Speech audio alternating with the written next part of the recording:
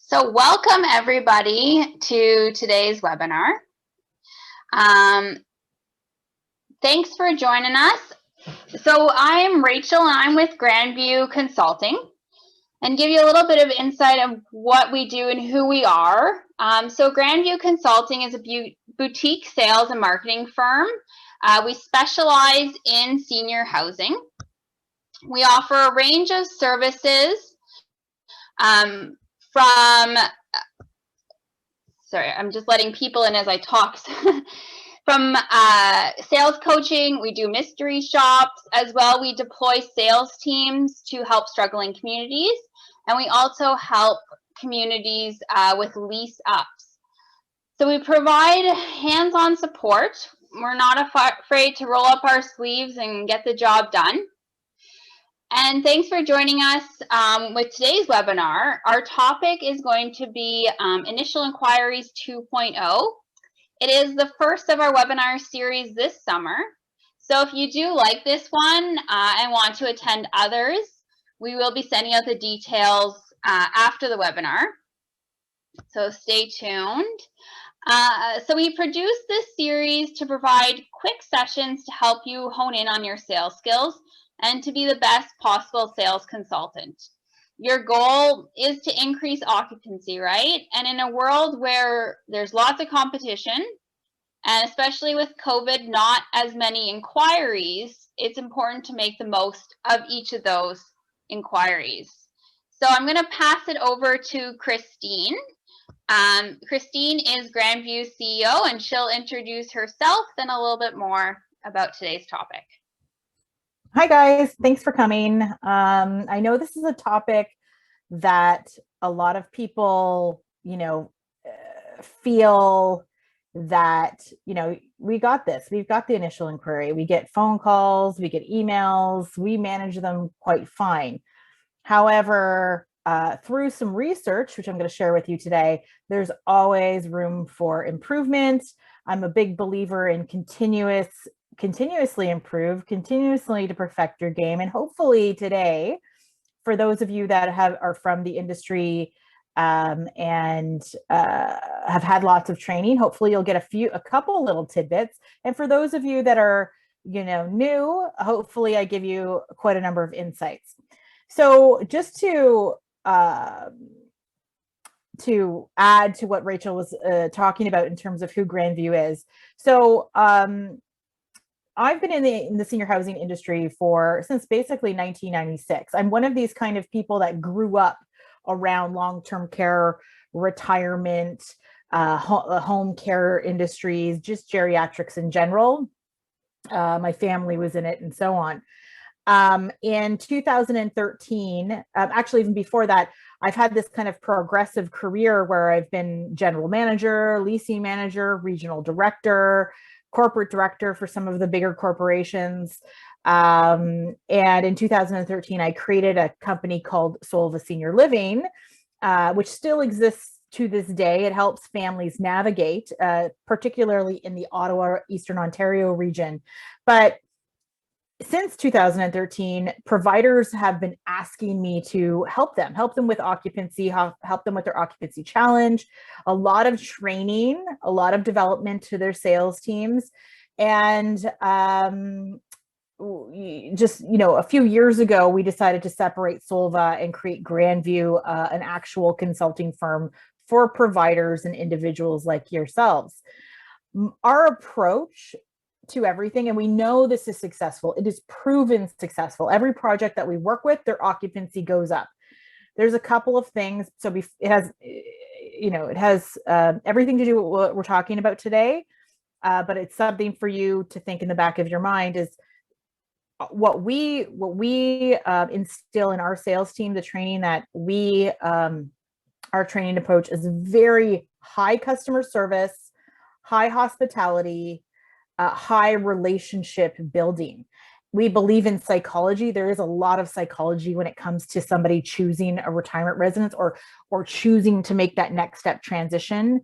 A lot of emotion, and we need to address that. Now, I'm not going to do that today. We've done other presentations that do that, but you have to, when you're dealing with sales and seniors housing, The precipice is it's a relationship sale. We need to have compassion and understanding about what these people are going through and the challenges and the stages of readiness that they're going through. And then we'll be really, really, really successful and have really high conversion rates.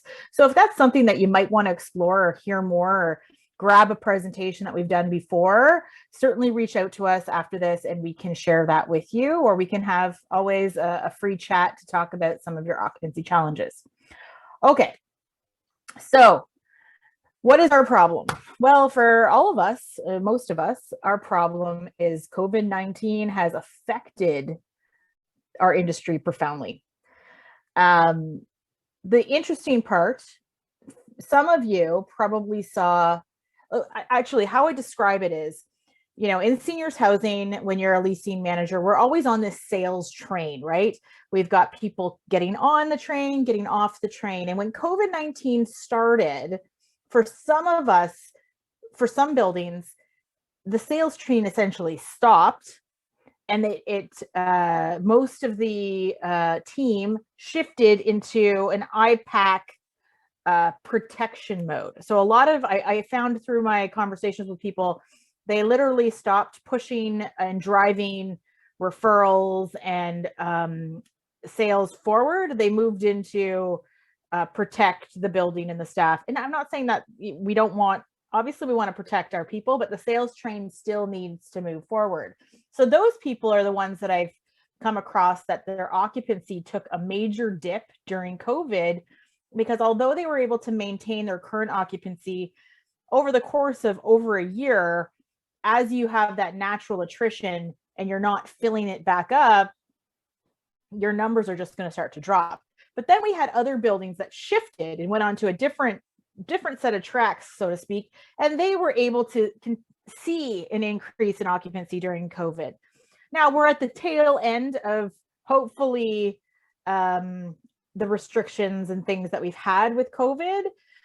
So we're going to see obviously some positive changes, and that includes people that were once very afraid to make those moves, mostly those independent living and independent supported living people, start to come out and be more willing to make those moves. So today, and the solutions that we need to make are, everybody in the industry needs to go back to basics. For some of us, we haven't, well, it depends what province you're in. You know, Ontario just came out of a number of very restricted lockdowns where tours weren't permitted. I've seen buildings remove furniture and move things around, and the building's no longer really as staged as it was before.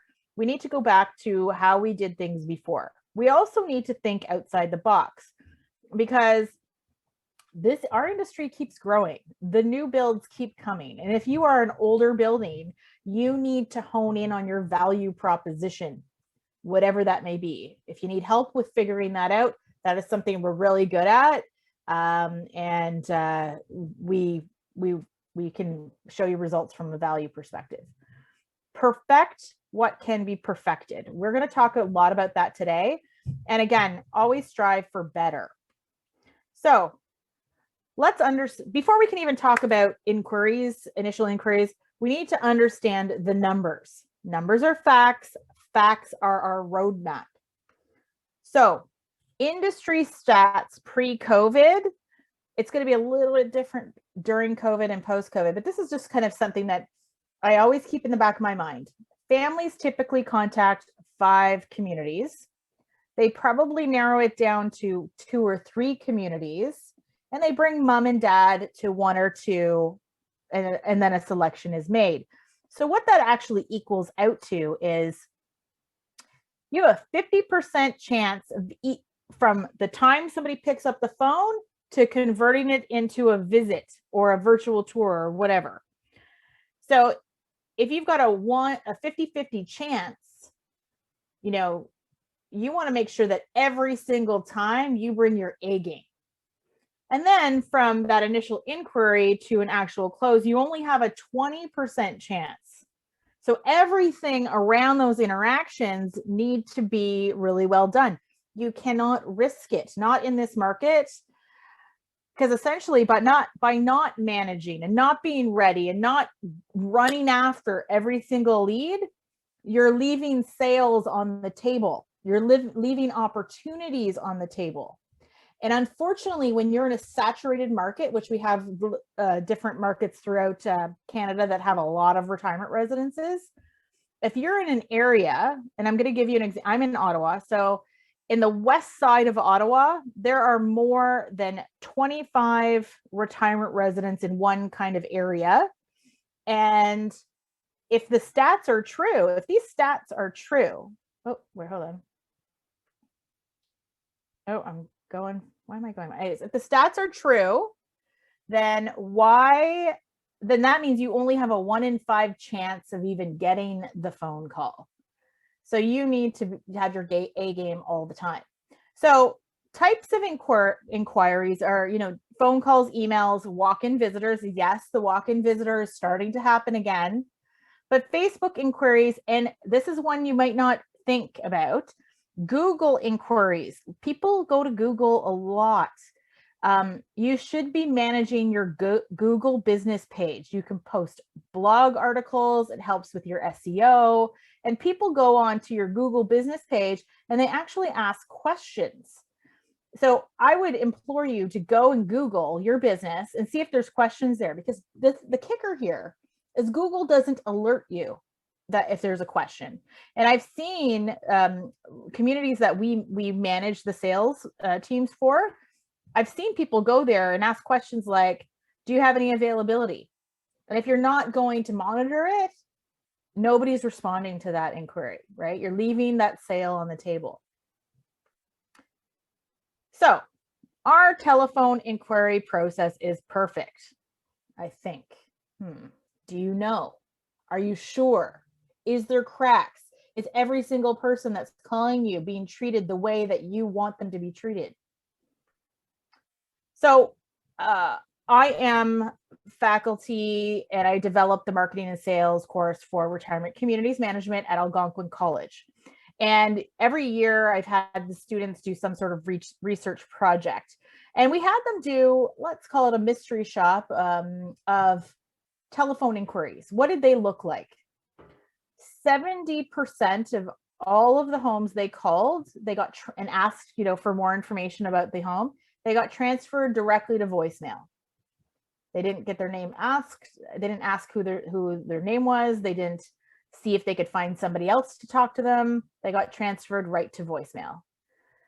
The other one is, unfortunately, not all the people answering the phone should be answering the phone. So when we did this little project, they called, during the day, of course. They called at 6 o'clock at night. They called on weekends. At 6 o'clock at night, there were a number that no longer had reception, and the nurse was answering the phone.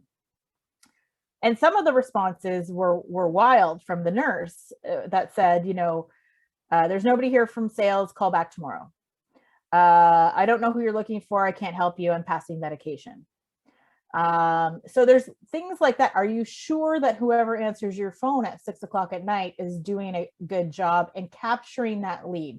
At bare minimum, asking for the name and number of the person calling so you have the chance to call them back. Out of this research project, many receptionists or people who were answering the phone were distracted, having conversations with people probably standing around the desk. They were unprepared and unfortunately, a good number of cases, completely uninterested. So from this, we know that this is an opportunity for all retirement communities to step up their game when it comes to answering the phone. It is one area that I find, because I've been in the industry a long time, it's one area that probably when it comes to training for sales is either never trained for sales, like in the customer service when I say sales, or is like bottom of the list. But it actually should be top of the list because it's one of the most critical areas. Okay, and here's the kicker. As the leasing manager, the reality is whoever answers that phone And how they answer the phone is critical to your success. So you have stake in the game that whoever answering the phone is trained and answering it well so that they give the prospect the great first impression that's going to segue to you when you get them on the phone. So get it right, and you surely are on the right path to conversion, to closing that sale. You know, remember the stats that we gave at the beginning? You're surely to get there. Get it wrong, they make that very negative first impression on what is life in your residence. So if the receptionist is seemingly distracted and kind of sounds, you know, slightly annoyed, or is too quick to get them off the phone, they're going to feel it's going to equate to an emotional response in that prospect, and they're going to automatically make some assumptions that your building just doesn't care.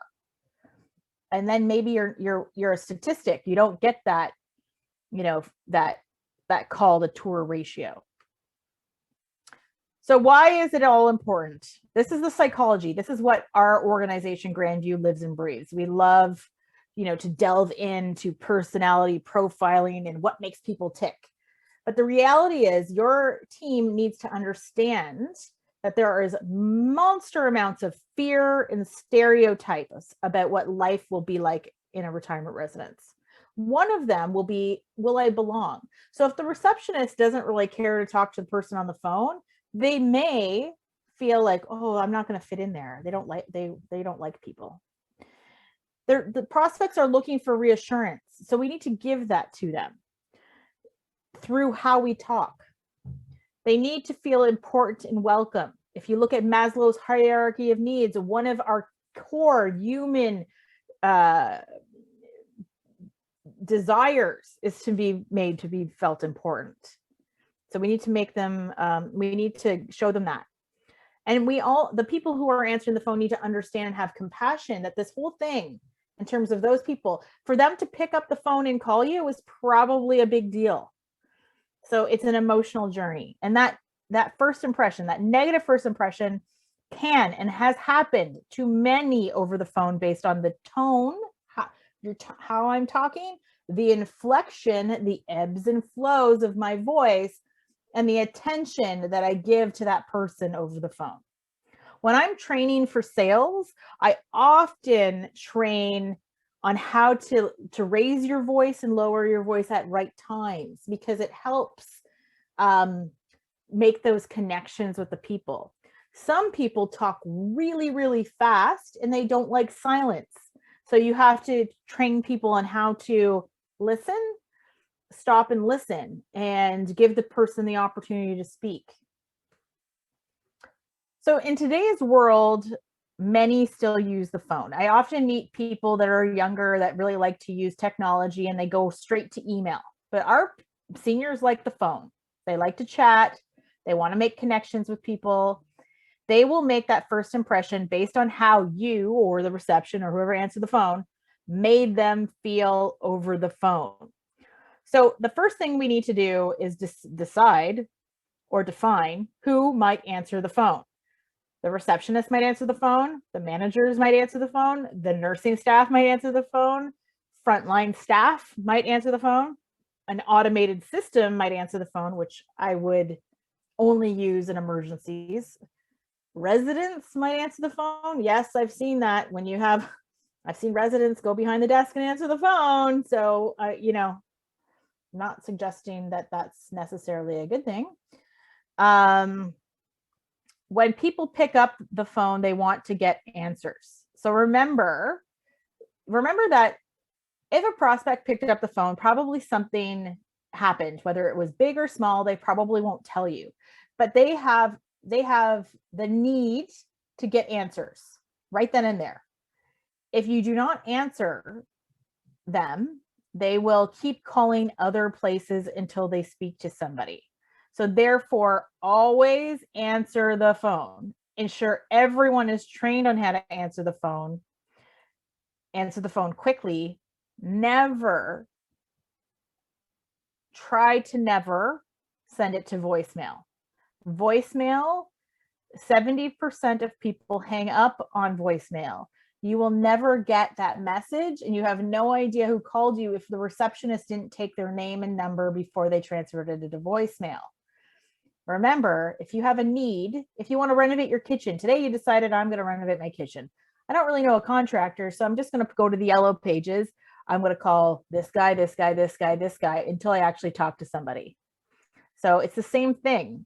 They're going to go to the yellow pages, go to Google, find the different places, and they're going to keep calling until they speak to somebody to get whatever information they're after. So ensure the person answering the phone actually sounds like they're interested in the person calling. As they say, answer with a smile. So, hi, thank you so much for calling. This is Christine. How can I help you today? Like when I answer the phone, when I'm doing sales or working with my team or mentoring, I literally prepare myself. Like it is kind of like I'm on. It is showtime. This is the big show. I'm ready to talk to this person. And then you have to watch the tone and inflection in your voice. So always answer while having sorry, not always. This should be do not answer while having another conversation. Do not answer the phone while eating. These are all things that we came across in this research project, so I'm not making this stuff up. Do not answer the phone when you are not in a position to answer the phone, like, for example, passing medication and can't speak to somebody because you're doing something very important. Do not be annoyed when answering the phone. You are in the wrong job if you are annoyed when answering the phone. And try not to answer the phone to voicemail ever. So the other thing that you can do in best practice would be to have an escalation system. So if the leasing manager is not available, they're on the phone, they have a tour, ensure that there's other people trained to take telephone sales calls. Like really trained. They know they will do it very similar to the leasing manager. So that could be the general manager, that could be the director of care, that could be anybody in the building that would have good telephone skills. Ensure those people are in the escalation sales team are trained on how and why to build rapport. We'll get to that in a second. Have some discovery skills and have your inquiry sheets ready for them. So essentially what this looks like is somebody calls the concierge reception desk. Hi, I'd like some information. Absolutely. Let me see if I can get you on the phone with our leasing manager, Sally. Can I ask your name and number before I transfer the call, just in case we get disconnected? Okay, I take that. I bring up Sally, our leasing manager. Hi, Sally. I've got Joan on the line looking for some information. Can I transfer her through? Joan, I've got Sally here. I'm going to transfer you now. Okay. Have a wonderful day. Sally. Hi, Joan. Nice to hear from you. What can I help you with today? That would be the perfect best practice scenario in how to transfer the phone. However, say that Sally is not available. See, that whole process applies, but you go back to Joan and you say, you know, Joan, Sally's just on the phone. Would you mind holding for one more minute? Let me see if I can get the general manager on the line for you. And you try to find somebody to talk to this Joan. And everybody should want to talk to Joan. So have an escalation system and train for it. You know, do some run throughs, practice how to transfer the escalation system. Empower reception to start taking those sales calls so they know how to transfer the phone, how to start a conversation, how to make people feel welcome, and so on. If you say you can't get a hold of anybody in this escalation system, before you transfer to voicemail, 1, you got the name and number. 2, give reception access to your calendar and encourage them to book people for a visit, because I would rather lock them down with a commitment to an appointment and then call them back when I get the message and say, oh, hi, you know, Joan, it's Sally here. I see Susie, our receptionist. coordinated a visit for Saturday at 10. Is that a good time for you? Is there anything I can answer in advance? But you've locked them into that commitment. And you know what that means? They're going to stop calling around because now they have an appointment. They're getting somewhere. They've advanced their need to get information. So give your receptionist that access to your calendar and encourage them to book those visits. Once you call them back, if they're not qualified, you can always cancel. You can always cancel it. But once you've locked them down, they're going to stop calling around. And as we said, ask the name before transferring. So rules of voicemail. Stats show that over 70% of people hang up on voicemail. So if you transfer right to voicemail, chances are more than half are hanging up and you just lost. They're on the table, you lost them. Always ask for the name and number before you transfer that call. Check the call does not go to voicemail and institute that escalation system. And bonus points if the leasing managers update voicemail daily to say, hi, I'm in the office today. I'll get back to you before the end of the day. Rules of answering voicemail messages. Acting urgently equals urgency. So return the call immediately, but no more than end of the day. Don't wait till 2 days later to call people back. And I hate saying that, but unfortunately I've come across it. Somebody who leaves a voice message needs to be addressed urgently. If you do not call them back, your competitor will. So let's audit this a second. These are questions I'm going to ask you to ask yourself. What is your telephone answering process? So ask these questions. Who all answers your phone? Are they trained on how and why to answer it in a certain way? Check it for yourself. Mystery shop them at different times, just like we did. Sit with them and show them how to do it. Do some shadowing and mentoring. Show them how to, don't just tell them. That doesn't work. You need to show them how to do it, but then make it fun and play and become their mentor. Hire receptionists for personality and train them for skill. I personally believe the leasing manager has a stake in who that receptionist is and should be involved in their training and hiring. Let's audit again. Second, what is the goal once we do have them on the phone? So we're leasing managers, now we got them on the phone. What do we do with them? So there's a couple missions and goals here. Your mission is to keep them on the phone. How long do your initial inquiries take? A 5-minute inquiry call is not a good call. A 30-minute inquiry call is an excellent call. Your first and best goal is to build rapport with that prospect.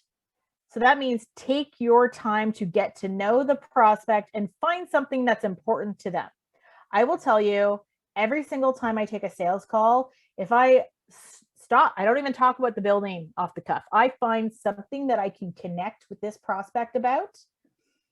I am probably 10 times more likely to convert them when they do come in for a tour because we've made a connection. I've made this person like me. And that's power of influence right there. So I'll tell you a story. I had a prospect once that called that I answered the phone, and somehow or another, I'm asking questions, just poking around, finding out more about them, found out they had a cat. Oh, do you accept cats? Oh, well, absolutely. What kind of cat do you have? I've got some sort of, I think it was like a Scottish type cat. I was like, oh, I've never heard of one of those before. What kind of cat is that? Oh, I'm like, what do they do? Oh, they do these things. What's your cat's name? Oh, this and that.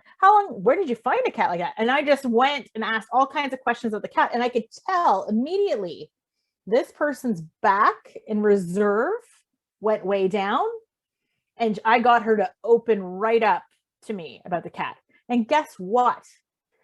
When I started to talk about the building and some of the things, this person started to get excited. They started to listen to me. They were not skeptical about what I was saying. When they came in for the tour, it was like, we're great friends. I had cat treats. It was like, talking a little bit more about this cat, introducing this person to cat people. It changed the complete dynamic. And you know what? Guess what? Close the deal.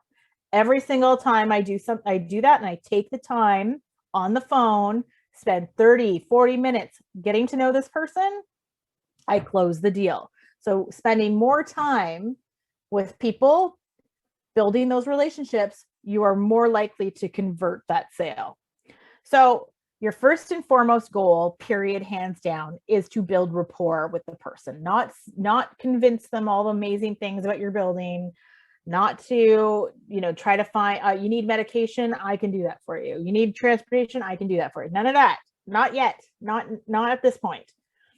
The second goal is to discover more about them. Obviously, we need to know what they need, what they're looking for, also what their future needs might be, and we need to qualify them.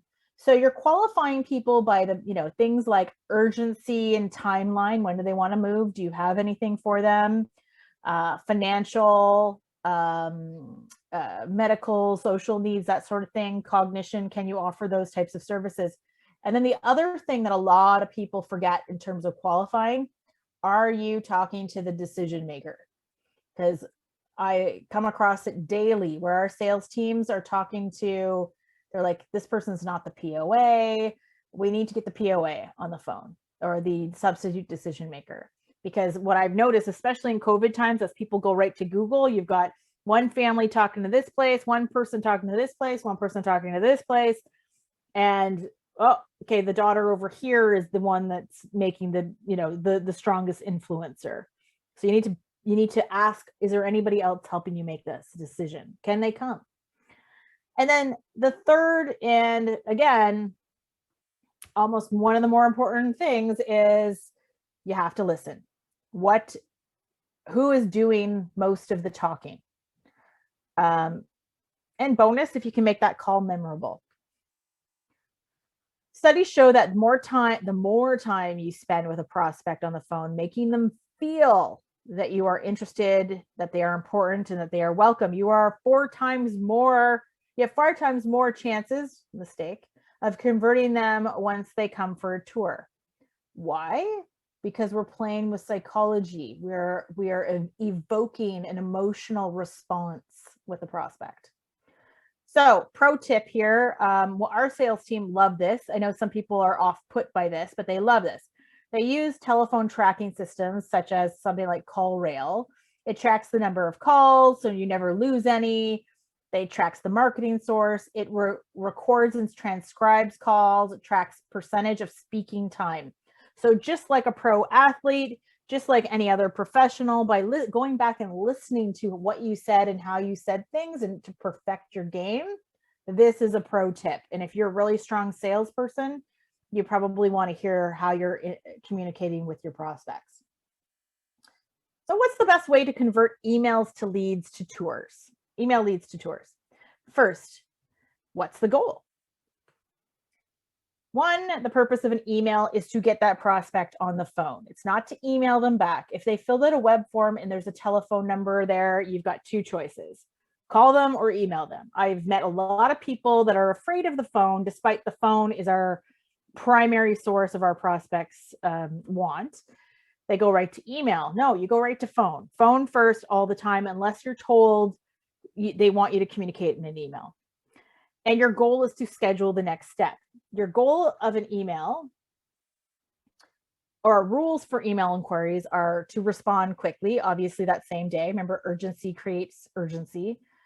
Respond via telephone. Have automated answers when you're away. Do not, and this is the biggest one, do not feature drop in an email, but engage the prospect with questions for the purpose of getting them on the phone. So I have an example. So I worked in one building once that literally had this canned email that told the prospect, hi, I'm looking for more information. That was the question. Would respond with a total email of all the things they offered, the pricing, the services, all, great words, benefit statements, blah, blah, blah. But really all you did was just data dump all the information, because you don't actually know what this person needs. So you're better off again, we want to get them on the phone. We want to build the relationship. We want to build rapport. That's what we want every single time. We want to evoke those emotions from people. You can't do that in an email. So you want to make your emails short and engaging. Dear Sally, thank you so much for your email. I'm delighted to answer your questions and share more information with you. We do have a number of options to choose from. Are you free for a call this afternoon? What would be the best number to reach you? If somebody asked me a specific question, I would answer it. And then I would still, let them know we do have a number of options. Can I get you on the phone to talk to you? This is the tip here. If you send an email like this, because they never gave you a phone number, I would always call them first. They never gave you a phone number. You send an email like this, you need to make sure you follow up. A lot of people send one email and never try again. So you need to make sure they're on your follow-up list. Pitfalls. This is where people get emails wrong. They feature drop versus strive to build a relationship. They email the prospect versus calling them when the telephone number is given. And many people send one email and never follow up again. So those are your pitfalls, and the same rules apply for Facebook and Google pages. This is, if you've never seen what the Google pages look like, this is what it looks like. Type in your name, this will come up. This is your Google page here. And this is what one of those questions look like. So you can see somebody asked, do you have any units for respite? This is yes, I believe you can. I would like to know if you rent a unit for respite. Yes, I believe you can. Actually, that wasn't even the home. That was somebody else that responded for the home. Okay, now that in-person tours are back on, what is the best practice to welcome those prospects? And we're coming down to the end. I'm not going to spend a lot of time here because you guys should have your touring strategy down. If you don't, please let us know. That's something we certainly can train for. First impressions matter sometimes the most. I always told people during COVID, people are judging you based on what the outside of your building looks like, based on what your website looked like, based on what your Google reviews look like, based on what your Facebook page looks like. They can't come into your building, so they're researching all the different ways to find pictures and images of what life might be like, what their life might be like, what other people found. They're using a lot of consensus in terms of selecting buildings. So first impressions matter, and you need to go back to those basics. 2, be prepared for the in-person tours. They're coming back, and we need to make sure we're ready and have trained backup. So first impressions matter. This one is funny. This is a retirement residence that has been completely neglected. Trees overgrown. The outside, you can barely see it. Most people would drive past this and go, this place is abandoned. But this, in fact, is what it's supposed to look like. Nicely manicured lawn, cute little quaint building. So you have to be mindful about what people see on the outside of your building. The second one is staging for success. Many of us have moved our building around for COVID measures. We need to get back to staging the building, making the building look ready for the person to use it is key. So all of your amenity rooms should be ready. The chairs should be put back. I love to have stations, little areas, nooks and crannies with things set up for people to use. Those are great for tours.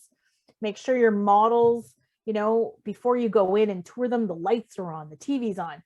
You need to hang the pictures on the wall. Show people what you can put in the room, how they can decorate the room. A lot of people have a hard time, especially for small suites, how to sort that out. And then train the team to be ready. Remember the escalation system. The reception needs to know how to speak to prospects, and they need to know why. You always need to give people the why. You can't tell people what to do without giving the why, because then they won't have buy-in and won't do it. So train the receptionist on how to greet people and for them to be ready. Be ready could also be that they know where you are. you know, they can find you. And if you're not available, they know who else is available if a walk-in tour comes. Make sure the other people know the tour path, know where things are ready. Have a clipboard at the reception desk that anybody can just pick up, and they know what's the available units. They know the tour path. So it's easy. Make it easy for people. And that's pretty much it. Hopefully that was a refresher about managing initial inquiries.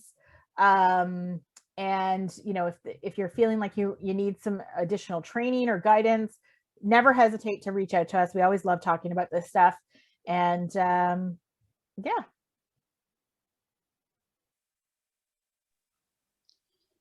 So we'll open up the floor to questions if anyone has them. Feel free to either unmute yourself or just type it in the chat.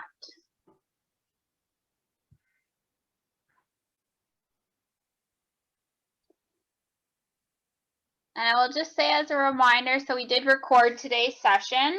I will be uploading it and making it available so you can, and I'll send it to you so you can have it for yourself, but as well share it with colleagues if you'd like.